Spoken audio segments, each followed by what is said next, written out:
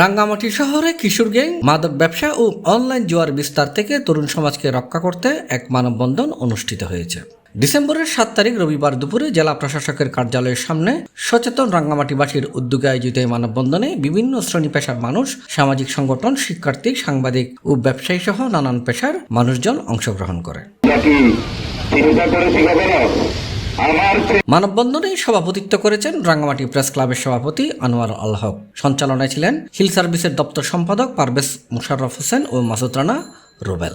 মানববন্ধনে বক্তারা জানান,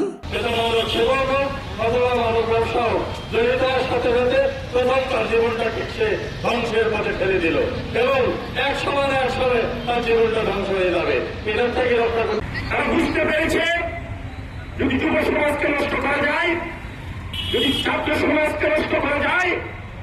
আজকে মাদকে ভরপুর কিশোর গ্যাংদের উৎপাত দিন দিন বেড়ে যাচ্ছে। গতকাল সন্ধ্যা থেকে আজকে ওদের থেকে আমি অনুরোধ জানাবো, পার্বত্য জেলার সমাজকে এই শহরকে, যে সাংবাদিক ভাই, মালিক ভাই যে কথাগুলো বলে গিয়েছে যে রাঙ্গামাটি শহরের বিভিন্ন এলাকা, সেই এলাকায় মাদকের সরাসরি যেভাবে রয়েছে একইভাবে কিশোর গ্যাংয়ের দৌরাত্ম্য বেড়েছে। মানববন্ধনে নানান রাজনৈতিক দলের প্রতিনিধি, সাংবাদিক, ক্রীড়া ব্যক্তিত্ব, ব্যবসায়ী সহ সমাজের নানান পেশার মানুষজনের উপস্থিতি ছিল লক্ষণীয়। রাঙ্গামাটি পার্বত্য জেলা পরিষদের সম্মানিত সদস্য হাফিজ আজম অনেক কষ্ট করে এই অনুষ্ঠানটির আয়োজন করেছেন। এই সংস্কৃতি থেকে বেরিয়ে এসে আমরা যারা সচেতন মানুষ আছি তাদেরকেও প্রশাসনকে তথ্য দিয়ে সহযোগিতা করার একান্তই দরকার। এখন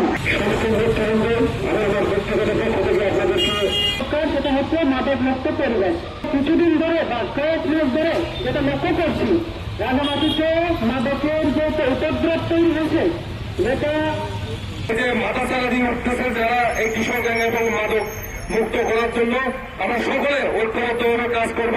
আমি তাদেরকে দোষ বলবো না, তাদের বয়স, তাদেরকে আমরা যেইভাবে পরিচালিত করছি। আপনাদেরকে সালাম, আদাব ও নমস্কার জানাচ্ছি। শুধু উপস্থিতি নতুন কোনো মাদক ব্যবসায়ী, নতুন কোনো মাদক সেবীকে আমরা এ পর্যন্ত ধরতে তাদেরকে দেখি নাই। তাইলে এই অধিদপ্তরের কার্যকারিতা নিয়ে তো প্রশ্ন ওঠাটাই স্বাভাবিক।